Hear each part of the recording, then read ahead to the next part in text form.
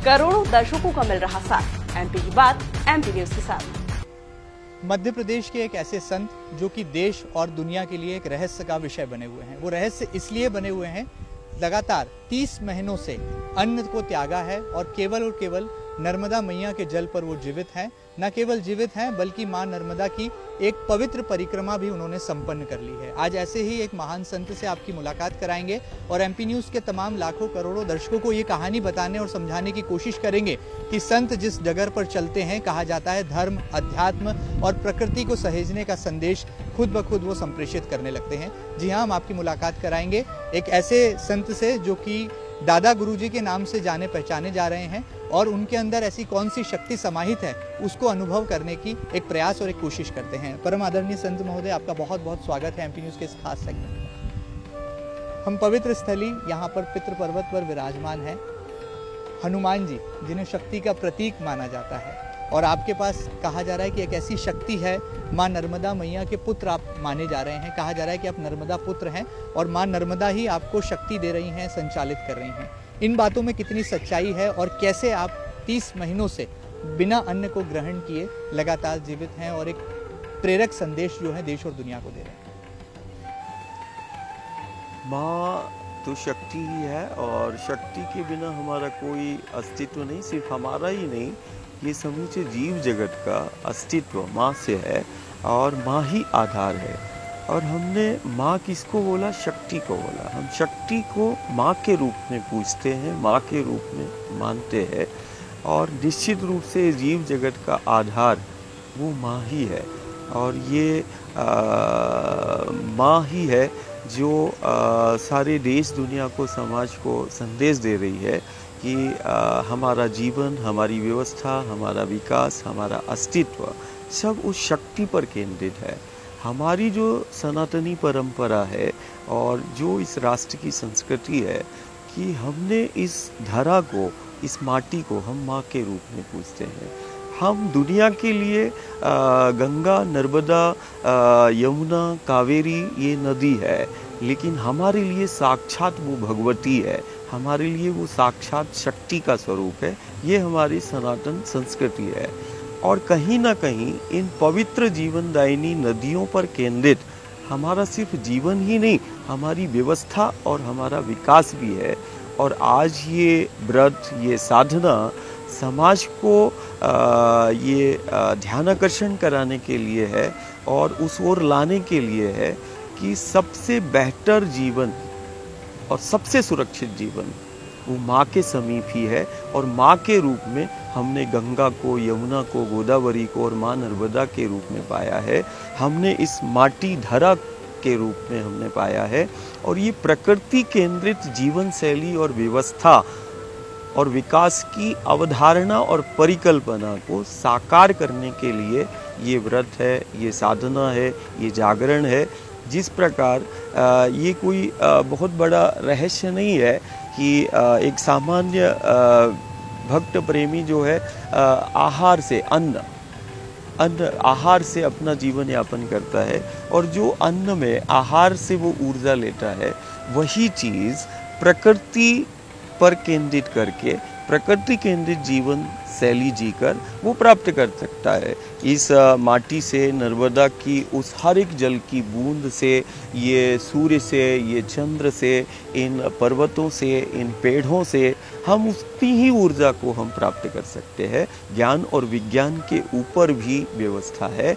और आज कहीं ना कहीं जब समूचा देश और दुनिया इस संक्रमण और आपदा के दौर से गुजर रही है, ये महाव्रत, ये साधना उसको समूची दुनिया को संदेश दे रहा है कि संक्रमण और आपदा के इस दौर में सबसे बेहतर जीवन जीने का और सबसे सुरक्षित जीवन जीने का ये महाव्रत संदेश दे रहा है कि हमें प्रकृति के समीप आना होगा, हमें इस धरा के समीप आना होगा। और हम घर परिवार से बोलते भी है कि एक ही धर्म है और एक ही धरा है और एक ही हमारा परिवार है। एक परिवार, एक धरा, एक धर्म की अवधारणा को ये महाव्रत जो है उस परिकल्पना को साकार करने के लिए धारण किया है। ये और चमत्कार नहीं है, ये नहीं, ये माँ है, ये माँ है। और माँ जो है इस सृष्टि का जीव जगत का आधार है। चमत्कार ये तो सिद्धियाँ और विद्या, चमत्कार तो कामना पूर्ति, इच्छा पूर्ति का है। ये चमत्कार नहीं, ये जीवन है। अच्छा, आप कहते हैं नदी नहीं तो सदी नहीं, तो क्या आप भी चिंतित हैं, क्योंकि वर्तमान में पूरी देश और दुनिया ग्लोबल वार्मिंग जैसी समस्या से भी जूझ रही है।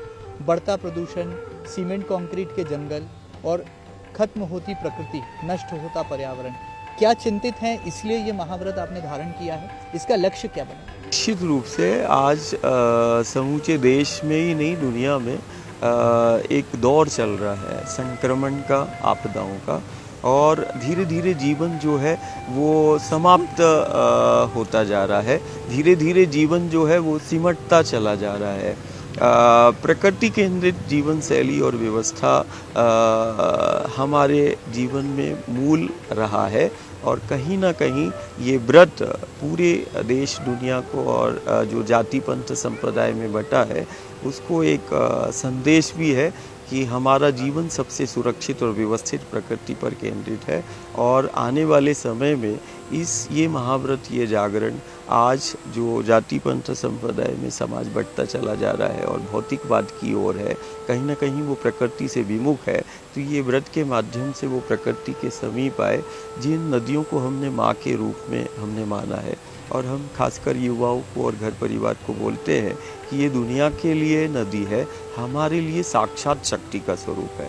हमारे लिए ये नदी नहीं, हमारे लिए भगवती है, और कहीं ना कहीं यही आधार है इस जीवन का और इस जगत का। आपकी बातें सुनकर मुझे प्रधानमंत्री नरेंद्र मोदी जी का एक वाक्य याद आता है। उन्होंने कहा था चुनाव के दरमियान कि मुझे गंगा मैया ने बुलाया है, इसीलिए मैं बनारस आया हूँ।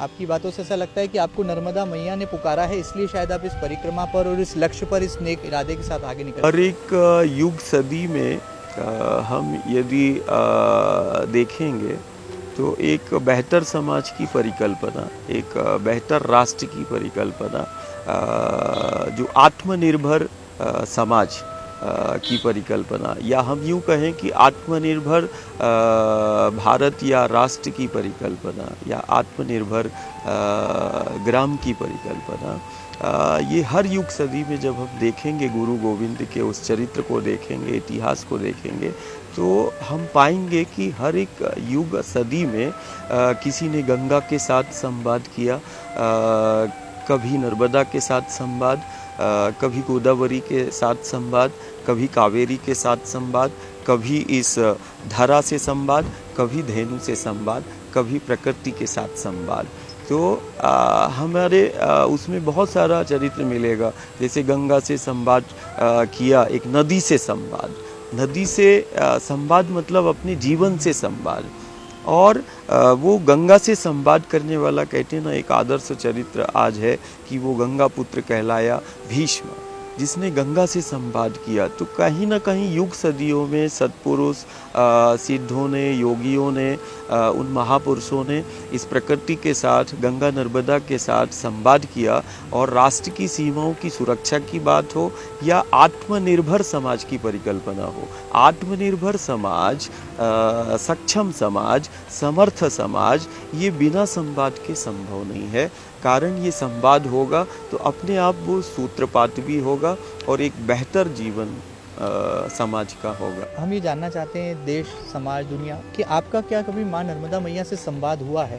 क्योंकि आप तो बहुत उनके करीब रहे, और परिक्रमा को संपन्न करना बहुत आसान बात नहीं है, और निराहार होकर के, मतलब आपके पास शक्ति का केंद्र भी माँ नर्मदा है और उस शक्ति का संप्रेषण भी माँ नर्मदा है। तो क्या कोई संवाद का अनुभव हुआ जो आप हमारे साथ, हमारे दर्शकों के साथ साझा करेंगे? आपको प्रेरक लगा अंदर से? माँ जैसे कहते हैं कि शरीर है, एक आत्मा है, तो हमारे जीवन में माँ जो है हर क्षण, हर पल, हर सांस में वही है। ये जीवन, उसकी जीवंत प्रामाणिकता ही है। नर्मदा मैया के उसमें कहा कि हमारा ध्यान माँ के श्री चरणों में ही रहता है, कि त्वदीय पाद पंकजम नमामि देवी नर्मदे, कि हम उसके जल स्वरूप श्री चरण, जिससे हमारा जीवन है, अस्तित्व है, तो हमने तो माँ के वो जल स्वरूप श्री चरण का दर्शन और सेवा करने का हम प्रयास कर रहे हैं। हमने माँ को तो नहीं देखा, लेकिन हम इतना ज़रूर जानते हैं कि माँ बच्चे को ज़रूर देखती है, माँ बच्चे के साथ हमेशा रहती है। तो हम ये ज़रूर हम कह सकते हैं कि हर क्षण हर पल माँ हमारे साथ में है, और यदि वो माँ ना हो तो इसका कोई अस्तित्व नहीं, कोई इसका पहचान नहीं, हम चल ही नहीं सकते। एक एक सांस में, एक एक धड़कन में वो माँ ही है। और हम दुनिया के समक्ष खासकर जो नदी के रूप में, जैसे हम कभी युवा शक्ति को बोलते हैं कि नदी नहीं तो सदी नहीं, नदी को जानो। तो इसके पीछे हमारा ये था कि वो नदी के रूप में हमें वो भगवती मिली है, हमें वो शक्ति मिली है। नदी को जानो मतलब अपने जीवन को जानना है, नदी को जानो मतलब अपनी संस्कृति को जानो, नदी को जानो मतलब अपनी सभ्यता को जानना है। कोई यदि नदी पर ध्यान केंद्रित कर रहा है तो वो अपने जीवन पर ध्यान केंद्रित कर रहा है, अपनी संस्कृति, अपनी सभ्यता पर ध्यान केंद्रित। यदि कोई नदी को बचाने की बात कर रहा है तो सिर्फ जीवन को बचाने की बात नहीं कर रहा है, वो अपनी संस्कृति और सभ्यता को भी संरक्षित करने की बात कर रहा है।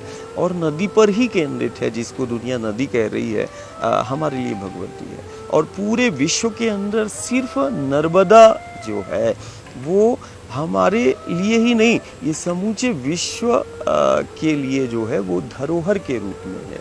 चाहे वो नर्मदा का जल दुनिया का सबसे असाधारण जल है, ये व्रत उसकी जीवंत प्रमाणिकता है कि एक एक नर्मदा की जल की बूंद में छिपी वो समर्थता और वो शक्ति आज समाज के समक्ष प्रत्यक्ष है।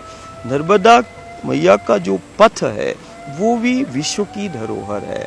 और कहते हैं कि नर्मदा विश्व की इस भूमंडल की सबसे प्राचीनतम जीवन का वो स्रोत रहा है, जहाँ जीवन की उत्पत्ति हुई है। अभी पूरे संपूर्ण विश्व के अंदर नर्मदा एक रहस्य है जो दुनिया उसको नदी के रूप में देख रही है। ये महाव्रत, ये जागरण उस माँ की महिमा और महत्व को रखना विश्व समुदाय के सामने है। नर्मदा का जहाँ एक तरफ जल हमारे जीवन का आधार है, वहीं दूसरी तरफ विश्व विख्यात है कि लाखों भक्त प्रेमी जो है वो नर्मदा मैया की, जो एक नदी के रूप में दुनिया देख रही है, उसकी परिक्रमा करते हैं। ये परिक्रमा का हमारे जीवन से क्या संबंध है या विश्व समुदाय का क्या संबंध है, ये परिक्रमा हमारी सनातनी परंपरा में क्यों है और नर्मदा मैया की ही परिक्रमा क्यों करते हैं, ये सबसे बड़ा रहस्य आज जो है दुनिया के समक्ष है कि परिक्रमा। तो हम ये माँ नर्मदा जिसकी परिक्रमा करते हैं, ये परिक्रमा एक साधना है, ये परिक्रमा एक जागरण है, ये परिक्रमा एक साधना है। और परिक्रमा मतलब एक चक्र। हमारा जीवन, हमारी व्यवस्था, हमारी सुरक्षा सब चक्रों पर केंद्रित है। जैसे हम बोलते जीवन चक्र, सुरक्षा चक्र, काल चक्र, यहाँ तक कि समय भी चक्रों पर केंद्रित है। हमारा जीवन चक्रों द्वारा संचालित हो रहा है। और सिर्फ हमारा जीवन ही नहीं, ये समूचा ब्रह्मांड चक्रों पर केंद्रित है और चक्रीय व्यवस्था में है। और ये चक्र सब जो है ये संचालित इस जीव जगत ब्रह्मांड को कर रहे हैं। यहाँ तक कि पृथ्वी, सूर्य, चंद्र, मंगल, गुरु, शनि सब चक्रों पर केंद्रित है और एक दूसरे की परिक्रमा कर रहे हैं। सूर्य हो, पृथ्वी हो, चंद्र, आज ज्ञान और विज्ञान सब मानता है कि सब एक दूसरे की परिक्रमा कर रहे हैं। अब शोध का विषय दुनिया के अंदर ये है कि इस जीव जगत ब्रह्मांड की उत्पत्ति का वो पहला कण, अभी दुनिया का शोध का विषय है कि इतनी विराट ब्रह्मांड जो प्रकट हुआ, बना, इस ब्रह्मांड की उत्पत्ति का पहला कण अभी दुनिया शोध कर रही है कि कहाँ से आया होगा। आप भी शोध में लगे हैं क्या? दूसरा, ये साधु, संत, ऋषि, योगी, गुरु गोविंद, ये तो शोधकर्ता ही है जिन्होंने जीकर जो है दुनिया के समक्ष उसकी प्रामाणिकता को रखा है। और आज भी ये शोध का विषय है कि ब्रह्मांड की उत्पत्ति का पहला कण कहाँ से प्रकट हुआ। शोध का विषय दुनिया के अंदर ये भी है कि इस ब्रह्मांड में पहली गति किसने दी या कहाँ से गति बनी, गति कैसे आई। तीसरा शोध का विषय ये है कि ये जीव जगत और ब्रह्मांड जैसे तैसे बना होगा, उस कण से पहला कण आया बना, लेकिन इस जीव जगत ब्रह्मांड को ये चक्र में किसने केंद्रित किया और इन चक्रों का निर्माण कैसे हुआ, किस शोध में आप ये भी शोध का विषय है। तो लेकिन ये शोध हजारों वर्ष पहले पूर्ण हो चुका है। हम ये दुनिया के समक्ष कहना चाहते हैं, नर्मदा जो नदी के रूप में हम देख रहे हैं, जल स्वरूप में देख रहे हैं, इसके विषय में विख्यात है माँ के विषय में कि कहा जाता है कि प्रलय और महाप्रलय में, जिसका अंत नहीं, प्रलय और महाप्रलय में जब जीव जगत ब्रह्मांड का सब समाप्त हो जाता है, विलय हो जाता है, उसके बाद भी महाप्रलय के बाद ये शक्ति विद्यमान होती है। ये वही शक्ति है जो ब्रह्मांड की उत्पत्ति के पहले कण को वो बनाती है और प्रकट करती है। ये वही महाशक्ति है जो ब्रह्मांड में पहली गति को प्रकट करती है। तो हम यूँ कहते हैं कि पहली गति को प्रकट करने वाली ये वही भगवती है जिसको हम नर्मदा के रूप में। अच्छा, आपका ना ठोर है ना ठिकाना है, आप भी परिक्रमा में ही लगे हैं, पूरे देश समाज को एक संदेश। अखंड परिक्रमा है और परिक्रमा और नर्मदा का पथ जो है विश्व का सबसे प्राचीन जीवन जीने की कला का केंद्र है। हम दुनिया के सामने नर्मदा के पथ को प्रकृति केंद्रित जीवन जीने की कला का सबसे प्राचीन यदि केंद्र है तो वो नर्मदा का पथ है। और नर्मदा का पथ हमारे लिए धरोहर है जहाँ चलना साधना कहलाती है। अच्छा, हम आपको क्या माने, संत माने, धर्मात्मा माने, त्यागी माने, आपको किस किस परिभाषा से आपको संज्ञा दें? भक्त प्रेमी का भाव है, वो कहते हैं ना, सब जग ईश्वर रूप है, भला बुरा ना कोय, और जाकी जैसी भावना वैसा ही फल होए। प्रकृति भाव प्रधान है, जो मुझे जिस दृष्टि से देखता है वो उसको वैसा पाता है।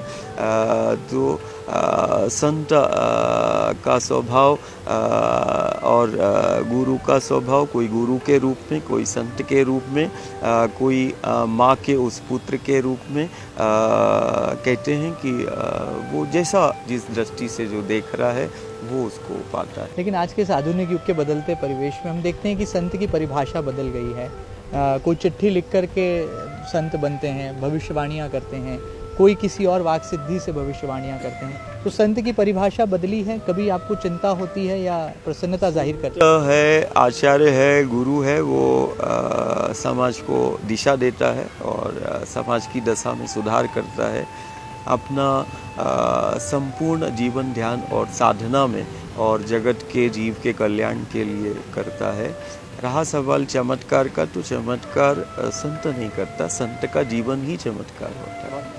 अच्छा, हमने देखा है कि राजनीतिक दल हो या देश में एक आवाम हो, एक बड़ा वर्ग, हिंदू राष्ट्र की मांग बार बार उठ रही है। क्या भारत देश को कभी ऐसे मोड़ पर जाने की आवश्यकता रहेगी? आपको लगता है हिंदू राष्ट्र, हिंदू राष्ट्र, हिंदू राष्ट्र, इसकी सत्यता बताइए। से भारत हिंदू है और हिंदू कोई जाति नहीं है। हमारी दृष्टि में हिंदू कोई जाति नहीं है, कोई संप्रदाय और कोई पंथ नहीं है।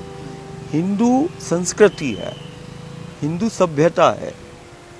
हिंदू वो संस्कृति है जिसने विश्व को जीना सिखाया।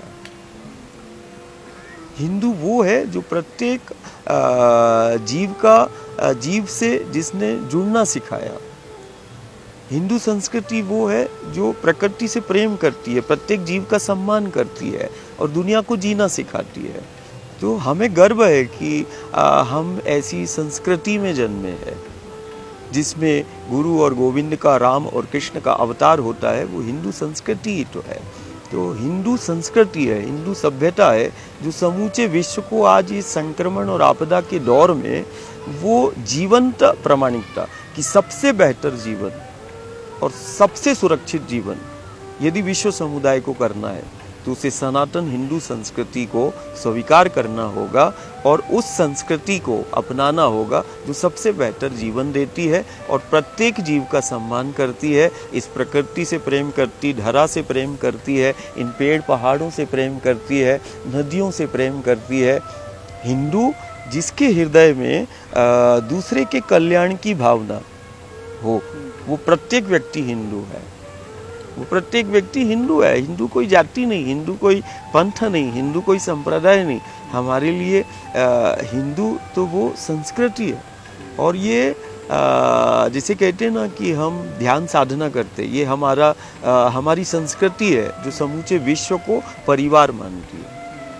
हम जैसे कहते हैं कि हिंदू संस्कृति ही है जो माटी को माँ कहती है, धरती को माँ कहती है। एक ही धरती है, एक ही धरा है, एक ही परिवार है और एक ही धर्म है, एक ही धर्म है।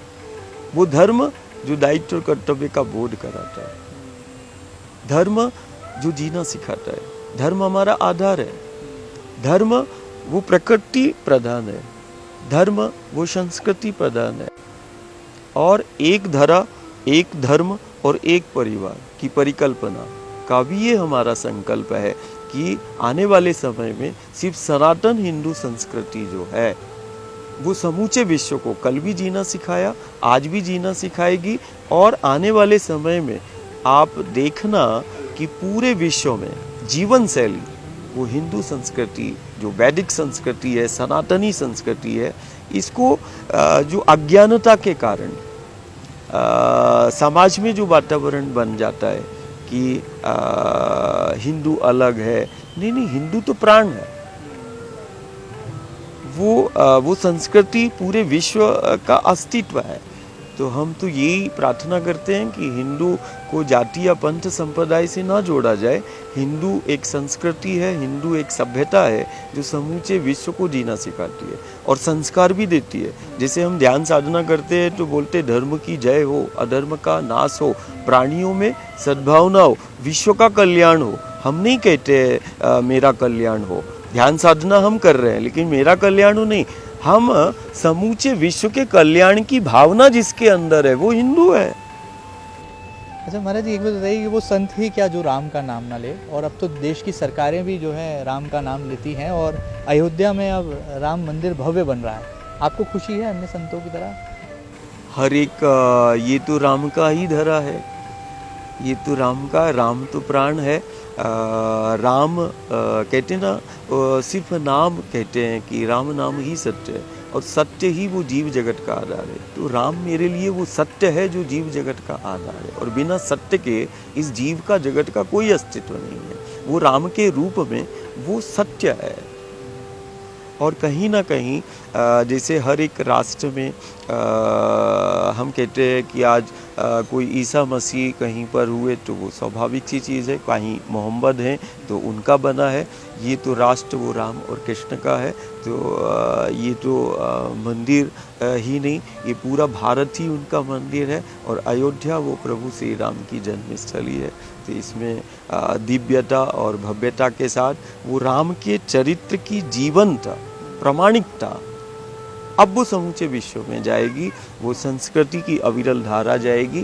कारण राम का चरित्र और कृष्ण का चरित्र ये समूची दुनिया को आज संक्रमण और आपदा के दौर में जीवंत संदेश दे रहा है। हम कहते भी है कि देखो वन में रहकर बने हैं राम और मर्यादा पुरुषोत्तम कहलाए हैं राम।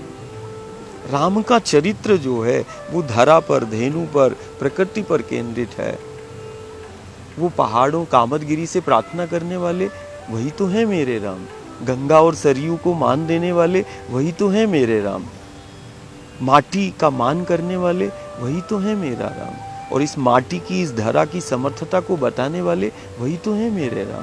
तो आप धन्यवाद देंगे उत्तर प्रदेश के मुख्यमंत्री योगी आदित्यनाथ जी को या प्रधानमंत्री जी को, किसी को धन्यवाद? प्रत्येक भक्त प्रेमी को, राष्ट्र के प्रधानमंत्री से लेकर वो प्रत्येक राम भक्त जो कि कई वर्षों से अपने राम के प्रति अपना सर्वस्व, ऐसे बहुत सारे राम भक्त हैं जिन्होंने बलिदान भी दिया, त्याग भी दिया और उस गुरु और गोविंद का और राम और कृष्ण के उस पथ पर चले।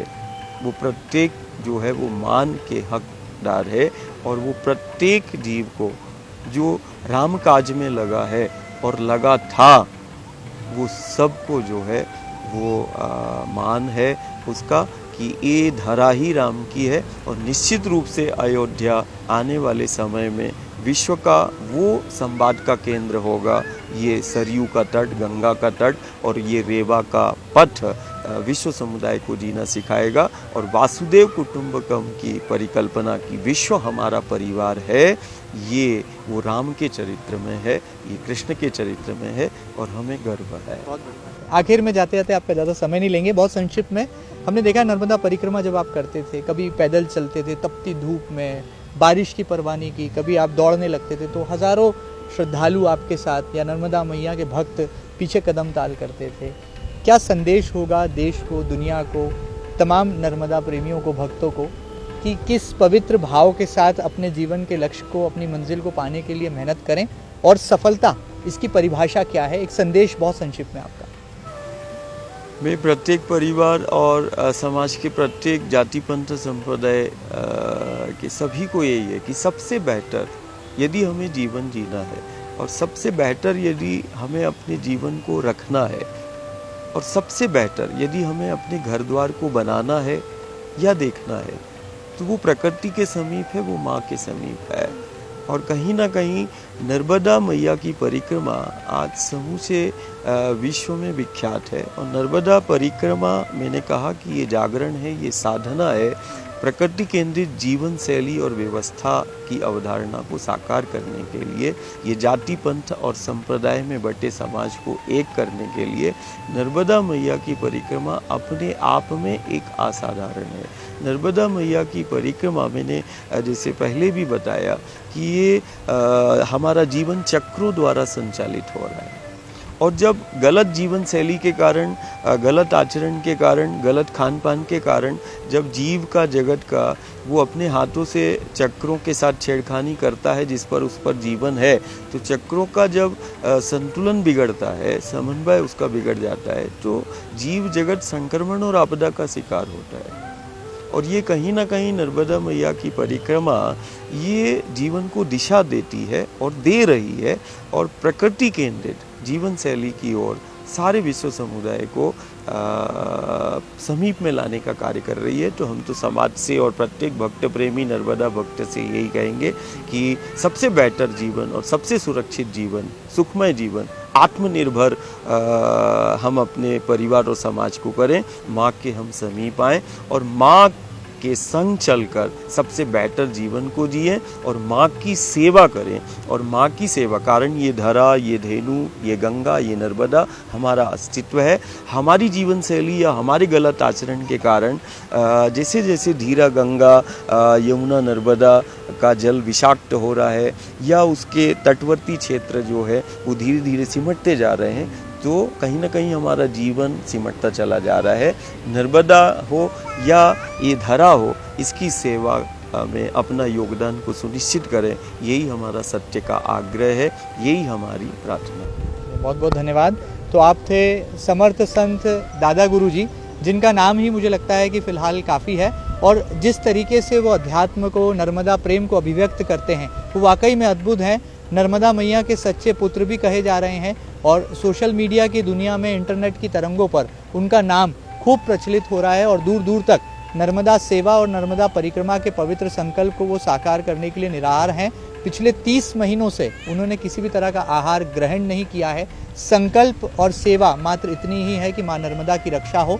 माँ नर्मदा और पर्यावरण को बचाने के नेक संदेश के साथ आगे बढ़ रहे हैं। राम का नाम भी लेते हैं, देश की सरकार को धन्यवाद भी ज्ञापित करते हैं, और अयोध्या में बन रहे राम मंदिर पर खुशी और प्रसन्नता भी जाहिर करते हैं। उम्मीद है कि आपकी तमाम जिज्ञासाओं को दूर करने के लिए ये साक्षात्कार भरपूर यहाँ पर मदद करेगा। ताज़ा तरीन खबरों के लिए कहीं मत जाइएगा, लगातार बने रहिएगा आपके अपने न्यूज़ चैनल MP न्यूज़ के साथ। फिलहाल दीजिए इजाज़त, नमस्कार।